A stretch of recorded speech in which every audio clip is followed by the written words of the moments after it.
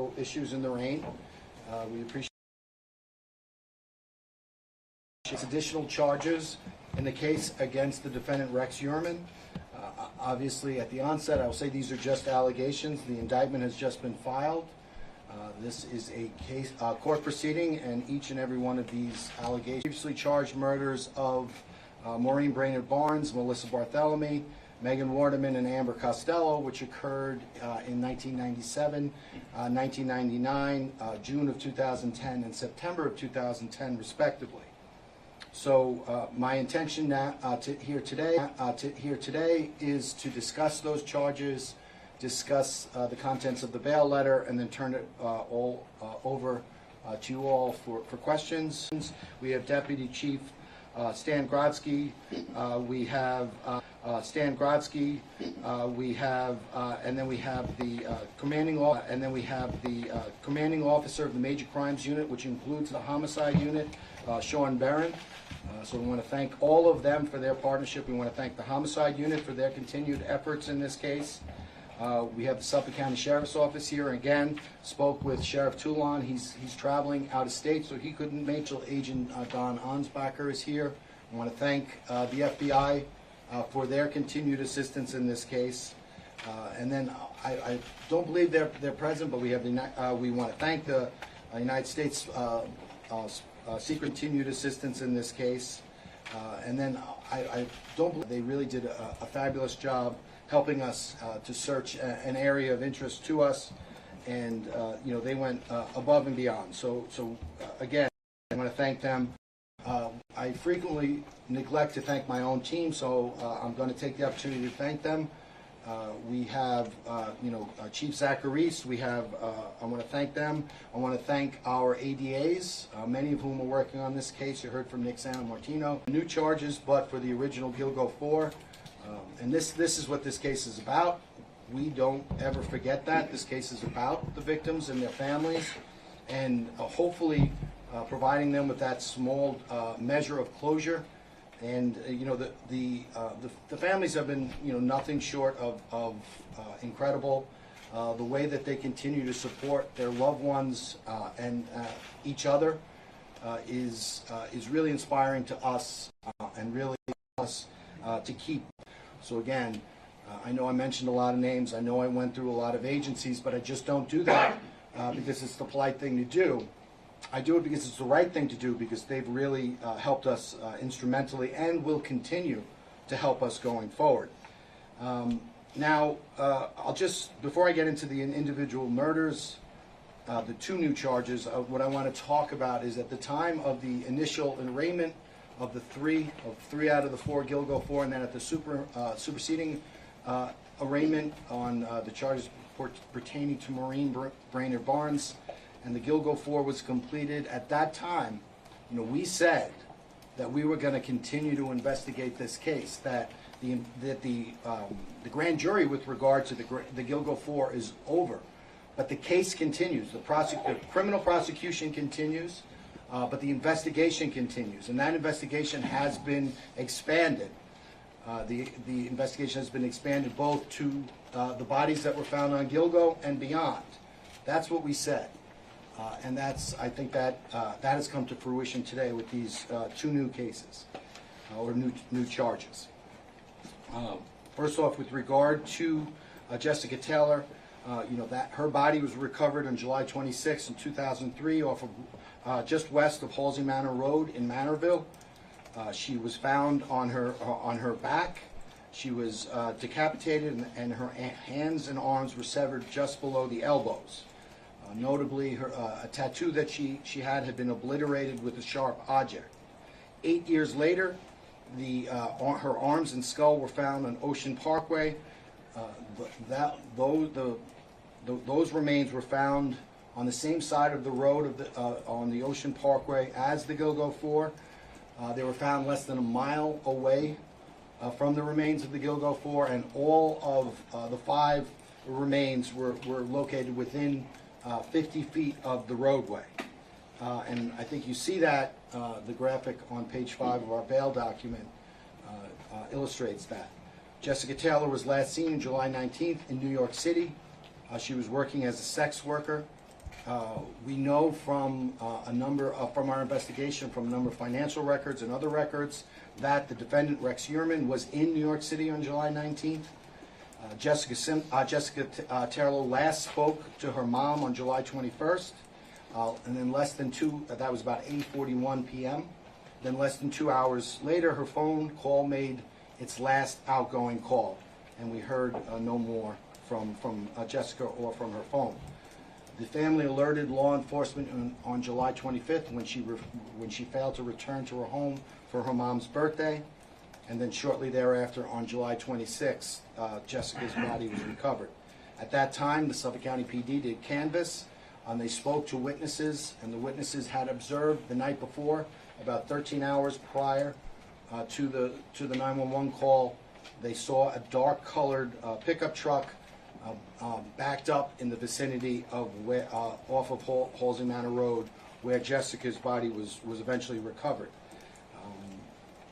Computer activity by the defendant, which we were able to access through our search warrants, indicated that 2 days later, on July 28th, he accessed a Newsday article with regard to information on the case and with regard to the police looking for information on the case.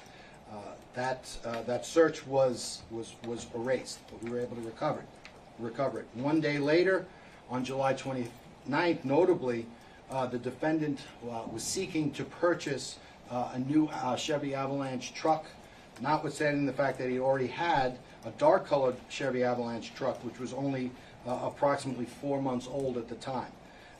The Chevy Avalanche truck, which we've been discussing all along, is dark-colored. His internet search related to the acquisition of the same Chevy Avalanche truck, but this time in white or bright blue. Bright-colored truck, completely different from the dark-colored truck that he'd been riding in. And again, once again, that purchase with regard to the new trucks, that was attempted to be obliterated. And Nick Santamartino did the bail application, so I don't want to repeat all that Nick said, but with regard to the hairs found laying atop a surgical drape, a male hair was found between the body and the drape. That was recovered back in 2003. In 2023, we brought that hair was brought to the mitochondrial testing lab for mitochondrial DNA analysis, and was able to the results of that was able to exclude 99.96% of the population, but not Rex Heuermann, the defendant. Then again, later in 2024, we brought to a second lab for nuclear DNA testing, and once again, the result was the defendant could not be excluded as the donor of that hair, and it's 1.837 times 10 to the 603rd power more likely that it came to that it matched the defendant or someone matching the defendant's DNA profile than a member of the population at large. And that number, just so it's 1.837 times 10 to the 603rd power. So what you do is you take that 1.837 and you move that decimal point over 63 places and add zeros. That's the number. That number doesn't exist. It's so big. Among other things that we were able to establish with regard to the murder of Jessica Taylor was, once again, family travel.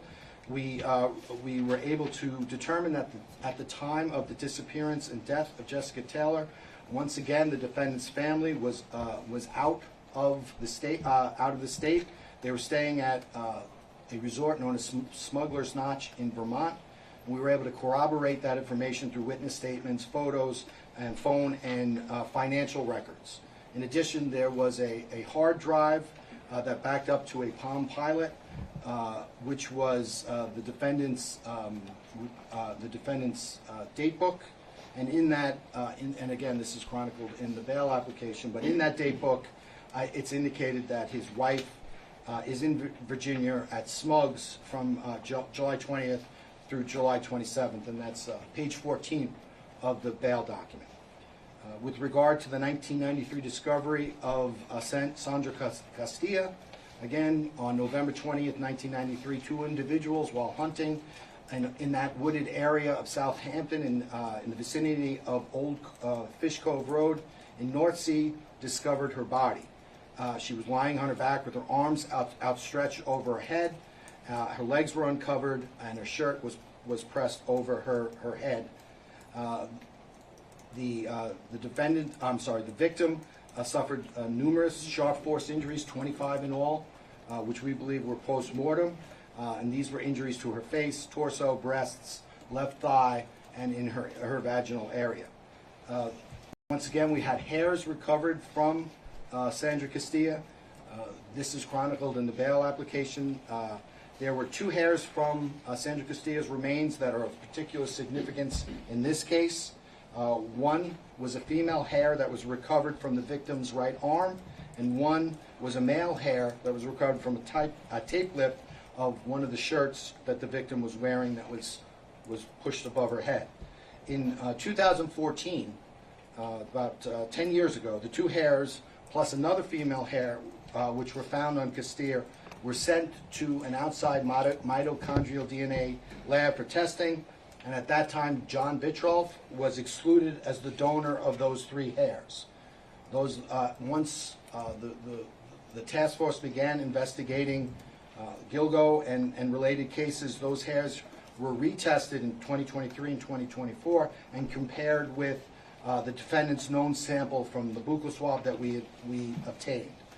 Regarding that male hair, the mitochondrial DNA profile developed from that male hair on the victim Costilla and the profile developed from the defendant's buccal swab are match, and specifically at a rate that would exclude 99.96% of the North American population, and defendant Heuermann therefore cannot be excluded as the contributor of that male hair on Costilla. In March of 2024, that same male hair or extract therefrom was brought to the same outside lab for nuclear DNA testing, and once again the results came back, and which found it was 4.347 times 10 to the 332 power more likely to have come from a person genetically identical to Rex Heuermann than from an unrelated individual. So that's 4.347, and then you move that decimal point over 332 times to get the odds. Again, an astronomically large number. Regarding the female hair,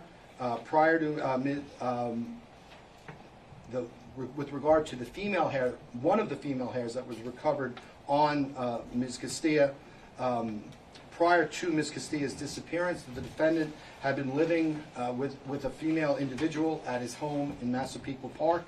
The female individual lived with the defendant at his current residence through the summer and into the early fall of 1993, and vacated the premises approximately 2 months or so prior to Ms. Costilla's death in 1993. Once we got those two female hairs, once we knew of those two female hairs' existence, we went out and obtained a DNA profile, a buccal swab, from this female. And that DNA profile that we obtained from the female buccal swab, we sent it to the mitochondrial testing lab.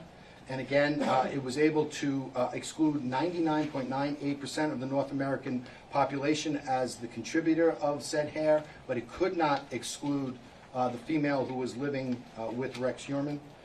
Again, we brought that same DNA and extract to the nuclear DNA testing, and the female's hair was tested and compared with the female hair that was recovered on the victim Costilla, and it was found to be 4.578 times 10 to the 1,040th power more likely to have come from a person genetically identical to the female witness who was living with Rex Heuermann in 1993, shortly before Ms. Costilla's death, than from an unrelated individual. Again, that's 4.578, and you move that decimal point over 1,040 places, and that's the number. There was an additional female hair that was recovered in 2014. That was recovered, that was compared to both the female living with Mr. Heuermann and the defendant, and we could not get a match on that, and that remains unidentified, that female hair. So we have those DNA results, and again, we were able to establish, similar to all the other cases, that at or around the time of Ms. Costilla's disappearance and murder, Rex Heuermann was living alone at the house in Massapequa Park and had unfettered access to the house, and no one else was living with him at the time. So now I want to discuss some of the newly discovered digital evidence in the case. Before I discuss that, I just want to clarify some of the things that we've been talking about in our earlier press conferences. You were asked I was asked specifically about smart devices and digital devices that were recovered from the home and business of the defendant in connection with this case. So I just want to catalog that for you so you get a sort of flavor of what it was. We've recovered 15 different types of cameras. We've recovered 27 computers. We've recovered 58 internal hard drives. We recovered 22 external hard drives or solid drives. We recovered 46 cell phones. We recovered 9 Wi-Fi routers, 44 SD micro cards, which are like jump routers, 17 tablets, 42 USB devices, 8 laptops, 50 hotel cards, 4 GPS devices, 11 music devices, 36 SIM cards, 33 miscellaneous items, and 647 CD, floppy disks, or VSH or miscellaneous tapes. Again, in the months subsequent to the arrest, we've been endeavoring through our own office and with the help of the Secret Service to analyze that massive amount of data. Analysis of those devices has revealed, certainly, that Heuermann had a significant collection of violent, bondage, and torture pornography, which was dating back to 1994, and that material was very similar to the condition that the 2 latest victims were left in. In addition to that, it is alleged that the pornographic images that were accessed by Heuermann are consistent with the crime scenes of both Sandra Costilla and Jessica Taylor. Now, as part of our processing of the electronic devices, the task force discovered a Microsoft Word document entitled HK 2002 through 2004. That was discovered on a laptop in unallocated space, meaning there was an attempt to erase that document. But as most forensic experts know, that even when a document is erased on a device, it is the user can no longer access that document, but forensic experts using particular software can retrieve it, and this document was retrieved in this case. It was a locally created draft, which means the document itself was created on the laptop. It wasn't downloaded from the internet. The document was modified. It was originally created in 2000, and it was overwritten a number of times and modified between 2001 and 2002. Now, as alleged in the bail application, the task force believes that this is a planning document, and it was utilized by Heuermann to methodically blueprint and plan out his kills with excruciating detail. We allege that this document evinces the defendant's intent in committing the charged crimes, that his intent was specifically to locate these victims, to hunt them down, and to bring them under his control and to kill them. His motivations, meticulous planning, and clear intent is obvious. His intent was nothing short but to murder these victims. And we allege that the methodology, that the exact method by which these murders were committed, in excruciating detail in that document is in some cases identical to the methodology used to murder the 6 victims in this case. Now, I don't want to speak further on the document. I believe the document speaks for itself. So if anybody has any questions about the document, I'd be more than willing to answer them. But before turning it over for questioning, I want to reiterate, right from the very beginning of this case, from the onset of the case, the first indictment, we said that the case was not over. We said we were going to continue to investigate the case of the Gilgo 4 and find more evidence. We've done that. We've said that we were going to expand the investigation both on Gilgo and off and to investigate new cases. We've done that, and that's resulted in the 2 new charges that you see here today. So that's what we've done. That's what we've continued to do, and my office, along with our partners, are not going to stop. This case continues. So with that, I will turn it over for questions. Mr. I had a question about We'll just go, if we go right to left. about the plan. I didn't see you down there. It's okay. So I'm just wondering, why is he now being charged with first-degree murder? Because of this web document that he had, planning these murders out, why is it second-degree and not first-degree? Isn't that premeditated? So first degree, I mean, there are a number of different charging theories you could use for murder in the first degree. One of them is if you charge a murder within a specific period of time. I think it's 18 months. So if you look at, so we have 3 murder 1 charges and 6 murder 2 charges. And if you look at the time of the deaths, Sandra Costilla, 93, Jessica Taylor, 2003, Maureen Grainer Barnes, 2007, Melissa Bartholomew, 2009, Megan Waterman, 2010, and Amber Costello, 2010. Those last 3, Bartholomew, Costello, and Waterman, fit within that period of time. So we could charge murder 1. The other ones, unfortunately, fall outside, so we're unable to bring that charge with regard to those, the other 5, the other 3 victims. So that's why it's different, just sort of the way New York State law is set up. And I wanted to ask about how this expands the search now, because now with this indictment, the earliest murder now changes to 1993, which is many more years than we had before. So how does this expand the search? How are you guys expanding this to find out who other victims that are possibly involved in it? Well, I think first and foremost, it expands the information for the public and the media. It doesn't change anything for us. We were, I think in March of this year, we learned of this document. We had been investigating other things. So again, my confidence in saying that we were going to move off of the Gilgo 4 to the new bodies and off of Gilgo itself was based upon my knowledge of the investigation. So that's something that we've been doing for a while now. It's just sort of become publicly known. How do you know Sandra? We have no information with regard to that. So just piggybacking off of that, so the alleged murders happening between 93 and 2010, just how alarming is this sweeping timeline you're looking at?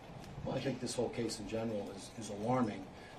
And I think it underscores that which we already knew, that we have an individual who we are alleging, and again, these are allegations, meticulously planned and executed 6 separate murders. So that in and of itself it speaks for itself. And there are other victims named in the court documents. Are more charges on the way?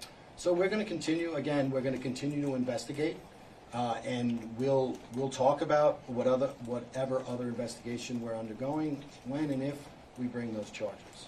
And Mr. Tierney, in your document you mentioned the words torture, bondage, violence, and also Stockholm Syndrome. Is there any evidence to reveal that perhaps Rex Heuermann took these women or any of them captive in his home, attempted to brainwash them, put him under his control? Well, that's what that document contains, and again, that speaks for itself. We'll make arguments with regard to that, and at the trial. The specific reference to Stockholm Syndrome, that pertains to a book Mindhunter by a former FBI profiler, John. John Douglas, his name escaped me for a moment. And so we know there are specific page references to that book and stuff such as sexual substitution, torture, and also Stockholm syndrome. And our argument, it's our allegation that the defendant was referencing that Mindhunter book not to gain insight into his own behavior, to modify or change it, but rather to use it as a means of improving his methodology and avoid capture by the authorities. Was that book found? Sir, what about Valerie Mack? I know she, I believe, was found out in Manorville in a similar way that she was murdered. So you have, and if you go back to that document, they talk about DS or dump sites and Mill Road, Halsey Manor Road and Mill Road. It intersects with each other. So, and if you look at the method of the crime scene, very similar to Jessica Taylor. That's what we could say now. We'll continue to work the case, and if we're able to develop more information and get to the point where we can charge it, we'll talk about it. You had real question? Yes, I was wondering, you mentioned that book. Did Heuermann have that book in his So home? he references specific page numbers in the doc, or specific page numbers are represented in the document, which match up to a particular edition of the Mindhunter book. The Mindhunter book was not found in Heuermann's house, but there was another serial killer book written by John Douglas found in his house, and I think that's in the bail document. I just think, obviously, you probably knew this already, but uncovering a lot of new details that we didn't know, as far as dismemberment, that he was younger when he allegedly killed, that, of course, this document is explosive. Just talk to me, looking at the bigger picture profile of a serial killer, what was investigators, your thoughts when you were uncovering these new sort of details that... We had no thoughts. We look at the evidence and we follow the evidence. We know that criminals in general, people in general, their modus operandi change through the course of their life. Obviously there was no dismemberment with regard to the original Gilgo 4, but there is with regard to, unfortunately, Ms. Taylor. So, it's just, and again, everyone says, are you expanding the investigation?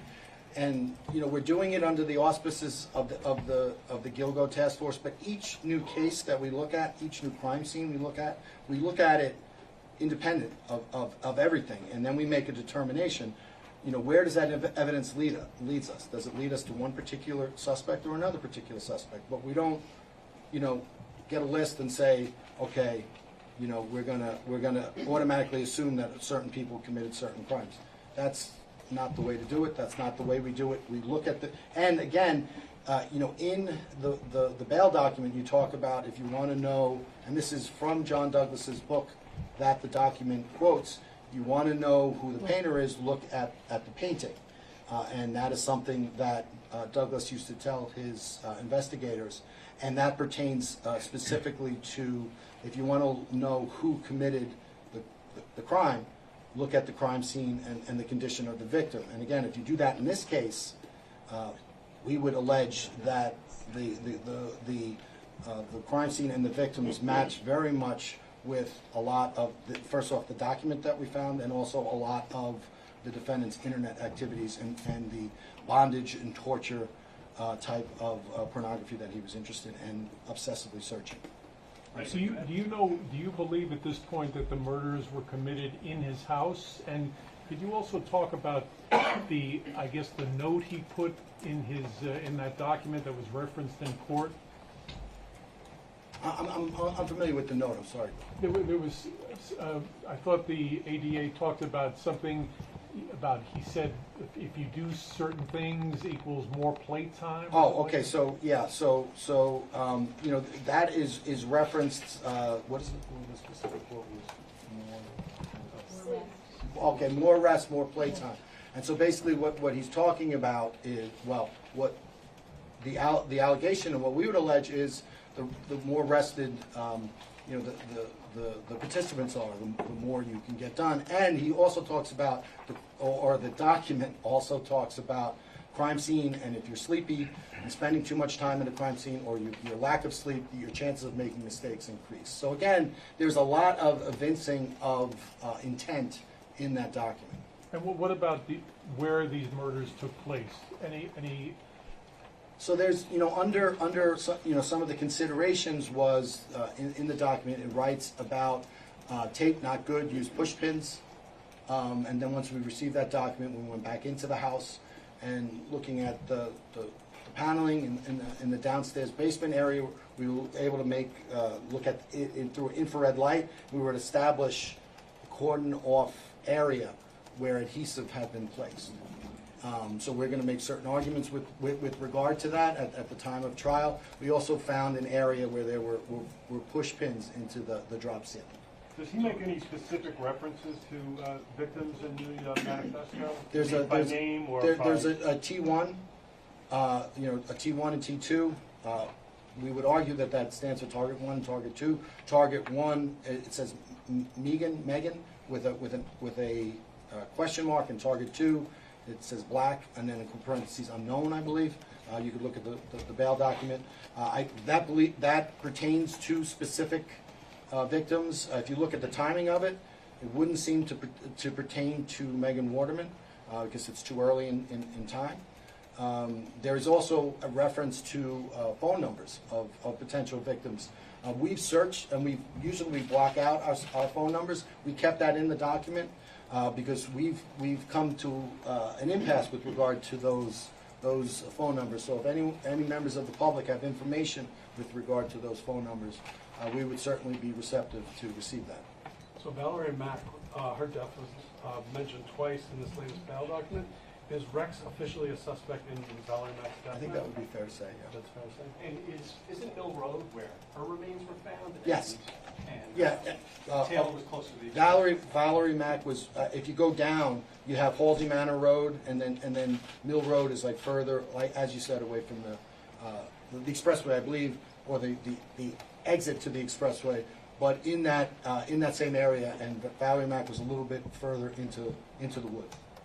Ray, have you found any evidence at all about what he might have been up to in the last decade or so? Or did he just stop in 2010? How many other missing persons cases or unsolved crimes do you now have to look at, given where you are? So the quick answer to that, yes, we have. We're still developing that, and obviously, none of that is actionable. And with regard to the missing cases, we're looking at all of them, and but we're looking at them. Not necessarily in the context of any particular defendant, including this one. We're looking at them, separate and apart as missing cases. And with the universe of information that we have, not only in this case, but other cases, how can we work towards solving some of these cold cases? That's 30 years of crime. Yes. Did the new search of North Sea uncover any evidence that has helped the case? So I would say that, it was, as I've said all along, it's a necessary investigative step.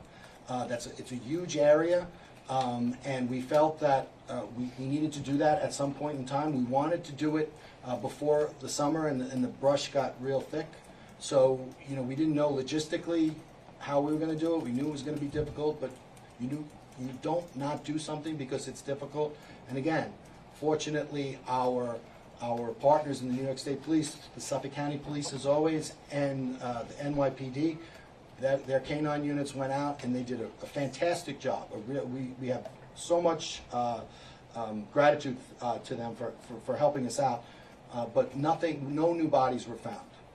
Attorney, just following up on Greg's question, do you believe both the search going on in the basement with what you found in the manifesto, that the basement was a location where the crimes could have been committed? So, again, it doesn't matter what I believe. It matters what we can prove. This is, a significant investigative step. This was a significant investigative finding, and we'll continue to develop those things. Was there any kind of blood or remains or anything found in the basement? We'll get to you next. I'm sorry.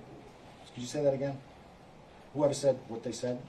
Oh, sorry. I was just wondering, in the basement, I know Yeah. there was the new search, were there any specific findings that could relate to actual blood, hair, human remains of any kind in the basement? Well, as we've said all along, you know, if you look at the DNA evidence and the trace evidence that we've done, it doesn't happen overnight. So there's additional testing that we're undergoing. We just have to see Was there the something results of found that. that you're testing? Well, you always see suspicious things, you know, but in any case.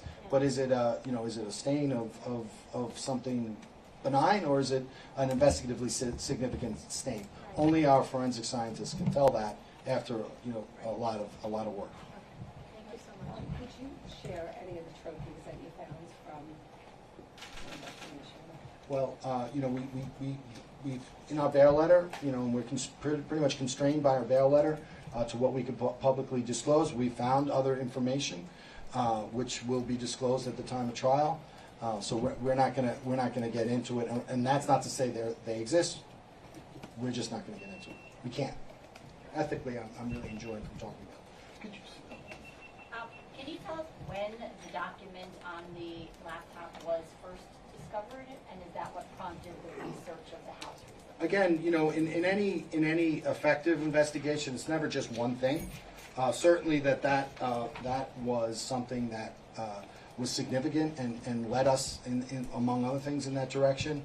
That document, I believe, we recovered it in March 7th of this year, so fairly recently, and certainly given the sprawling history of this case. And you said he had a lot of images and videos of torture porn on his devices. Were any of them his own victims? We saw no evidence of that. Could you speak about his profile? Like, was one set of murders different from another set, and does that indicate that he was sort of changing his tactics over the years, or is this all consistent when you look at all the evidence so far? Well, I think if you look at a macro view or a micro view. Macro view, these are young women tragically lost their lives and were murdered as a result of a person who meticulously planned their murders. If you look at the earlier murders as opposed to the later murders, it does appear that there was some changes. Exactly what happened with regard to the Gilgo 4, we're foreclosed about knowing a lot of that stuff because they were skeletonized. Jessica and Sandra were more recently found, so we were able to glean more information from the crime scene. So, I guess it just depends what your perspective is on with regard to all that. Was the March 7th discovery of the Word document the impetus that caused the second search of the house? Well, as I think I previously, it was a impetus, but in any good investigation, there's usually a number of different things that cause that. Was it the main one? I would say it was a significant one, and it was also an impetus to go back out into those areas and search with the dogs. In Manorville. And Manorville and North Sea and every place else we went. With these new allegations that happened probably in '93, it could open the possibility of other murders like Karen Brigata or other people having killed? So as we said, Karen Brigata, her remains were found partially in Jones Beach and partially in, I think, by Atlantic Beach, across from Blue Point on Fire Island. So, all those cases, every person who was tragically murdered in Suffolk County, they're in play. Ray, can you say a quick word about how you plan to bring this to trial? Are you going to, is there like a cutoff point where you're just going to try the 6, or you're just going to keep going and eventually put them on trial? So we're not going to stop. We can't stop. We owe that to the victims. That's the least we can do. So we understand we have a court case. We understand we'll go forward with that, but we're not going to stop. So however that works, however we need to do that, we're going to do it. We have a great team. We have a great team of investigators. We have a great team of prosecutors. And you do what you have to do in this business. We will get it done. It's daunting. There's a lot, but we'll get it done. Are you still going through those dozens of digital devices? Oh yeah. Yeah, there's like just reading off just gives, and a lot of them are encrypted, so that when you have an encrypted device, that attempt to get in is ongoing. You're trying to crack the code, so to speak. So that's an ongoing effort. Has there been any Any attempt? idea how many more victims there are?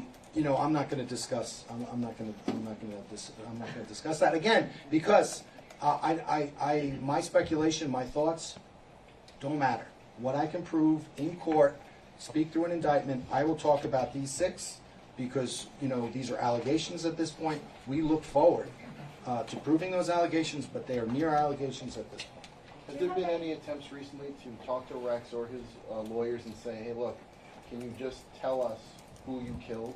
And So- just ask him to come forward? So I am, you know, he's represented by competent counsel.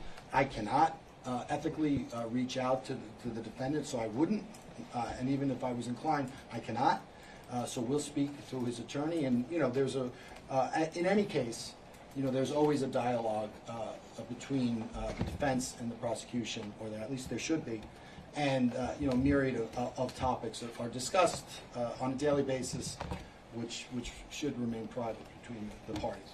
Has any of the evidence that you found so far indicated that you might have another suspect to question, whether someone who lived with him or a family member or something, could be someone on your radar? So if you look at the evidence in this case, and you know, it points that the defendant acted alone, and then if you look at that planning document, that makes it even more apparent that this is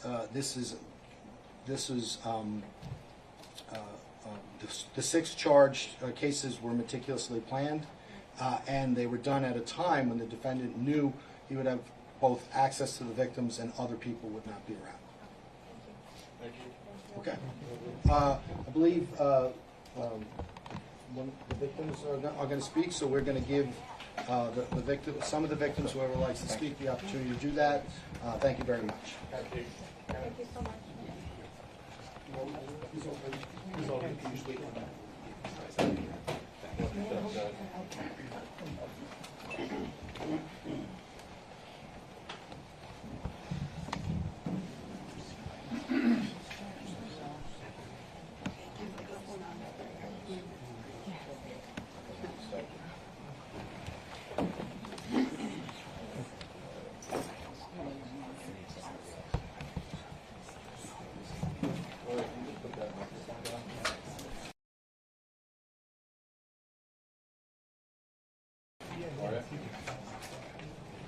Gloria. Can you put the microphone down, please? Somebody do it for her, please. Can you just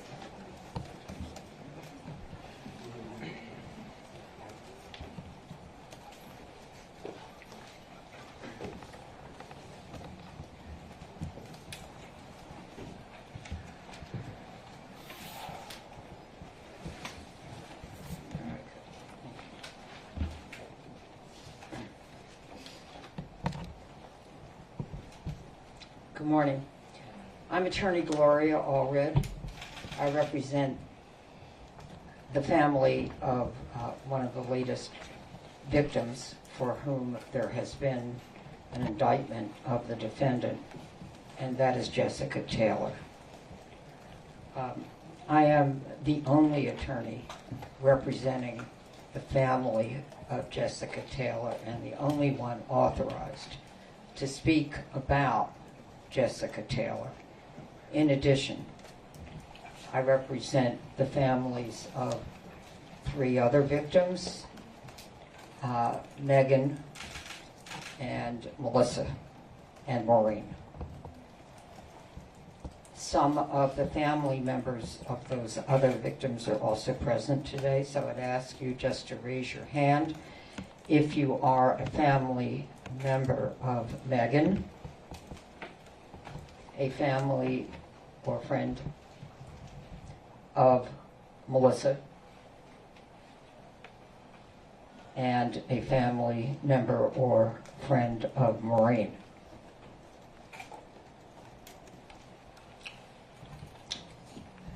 With me for Jessica Taylor is Jessica's mom, Elizabeth Backheel, and she, under the circumstances, has asked me to read her statement. Following this statement, Jasmine Robinson, who is the cousin of Jessica, will read her statement. I also have and will show you 2 photos of Jessica. This is a statement of Jessica's mom, Elizabeth Beckiel. Jessica was my daughter. She was loving and compassionate and so funny. She loved to make people laugh. She could always make people laugh.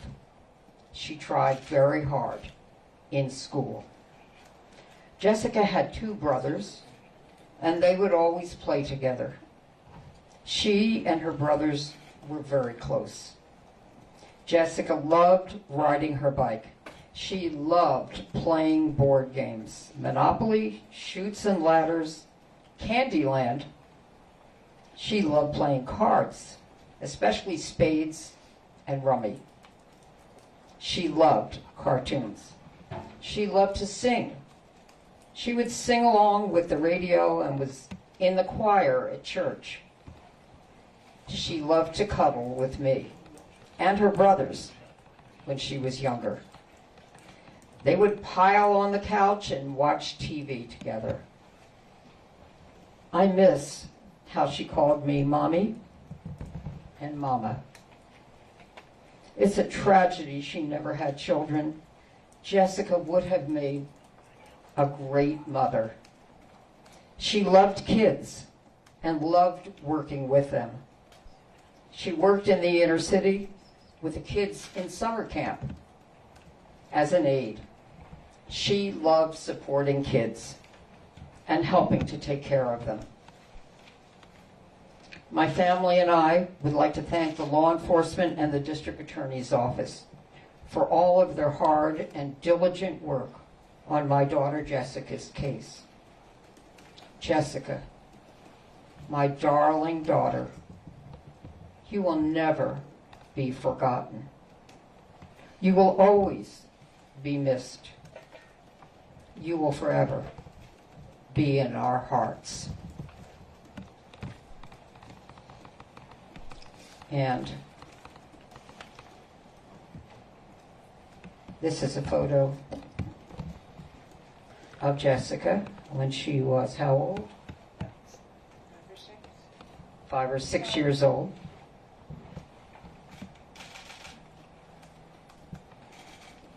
Gloria?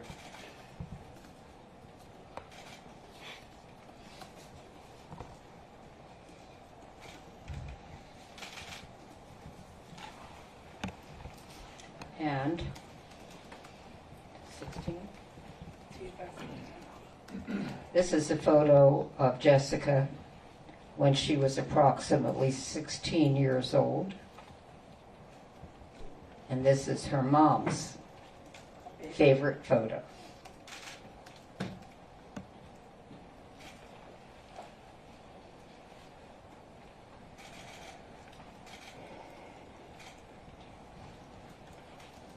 I will have a copy of Elizabeth's statement available after the press conference for you. And in addition, I'll have the photos up here. And now I would like to introduce Jasmine Robinson, Jessica's cousin. And also, if you would be kind enough to raise your hand, also present is another cousin of Jessica who will not make a statement, and that is Violet Swagger. Violet, would you be kind enough just to raise your hand, please? Thank you. Best friend. Spell her mother's name for us? Couldn't hear you. Can you just spell her mother's name for us? Oh, her mother's name is on here, but I'm happy to spell it. Elizabeth Beckiel, capital B-A-C-Z-K-I-E-L.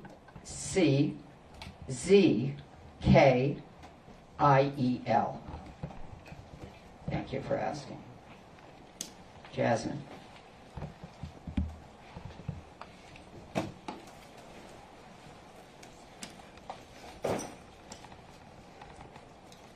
Jessica was a beautiful person. Simple memories, such as sitting down to dinner together, drawing pictures, dancing, jump rope, and sleepovers with her and my sister, are memories that I cherish. I was lucky to share my childhood with her, and I wish every day that we got the chance to create more memories. When I think of her, I see her smile first, big and bright, lighting up her face, beaming through her beautiful eyes. Jess was somebody that I looked up to. She was a force, one of the strongest women that I know, with a heart of gold. She was, and still is, loved immeasurably. When her life was stolen, a light went out. She is forever missed. This year has been 21 years since she was taken from us, longer than the chance that she got to be alive. I can't express what this day means after waiting and hoping for answers. I'm incredibly grateful to the entire task force for the dedication and integrity that they have provided and put into this investigation. I have full faith that they will continue to provide answers for other victims and their families.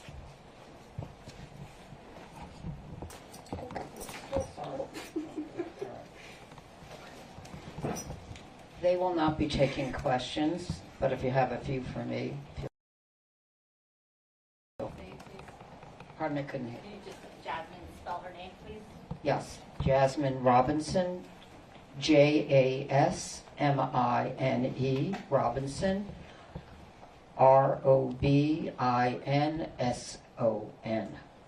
Ms. Allred, just their reaction, if you can, to finding out about, this new indictment. Obviously, it's very difficult for them emotionally. They've been waiting 21 years for answers. And they're hoping that justice is on its way. What was it like to sit in the same courtroom as Rex Heuermann? They were present, that is, Jasmine, Elizabeth, and Violet were present in court with me this morning. It was difficult for them to see the person who was accused of murdering, second-degree murder of their loved one, but they reached down inside of themselves and found the courage to be there because they are the voice of Jessica. They have the memories that they carry of Jessica, and they want to be there for Jessica, and that's why they were there. Gloria, would any of your other clients from the Brainerd Barnes family want to share their thoughts at this time? Does anyone have any further thoughts? No. No one is from going your other to make an clients, additional statement this morning or after the press conference, but thank you I'm for sorry. asking.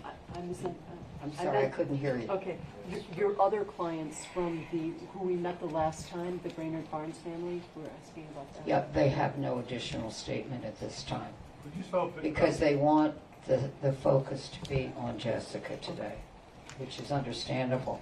But they are here in support of Jessica as well as their family member for whom there has also been an indictment. Could you spell Violet Swagger's name for us, please? Could you please repeat your question a little Could you more spell loudly? Violet Swagger's name, please? Violet Swagger. Could you spell Yeah, this? Violet Swagger. V-I-O-L-E-T. Swagger. S-W-A-G-E-R. That's correct. Anything further? Thank you. Okay, then, in that case, as I say, I will have a copy of Jasmine's statement, a copy of Elizabeth's statement. My contact information is at the top of the statement. Are you serious? What?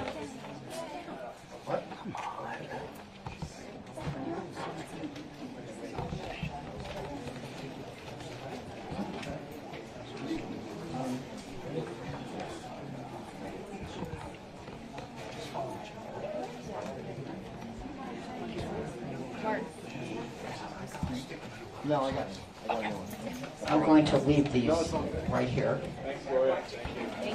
but I don't want to leave the photos, so.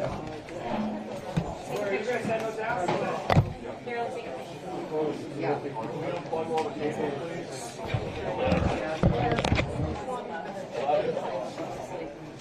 Unplug them all.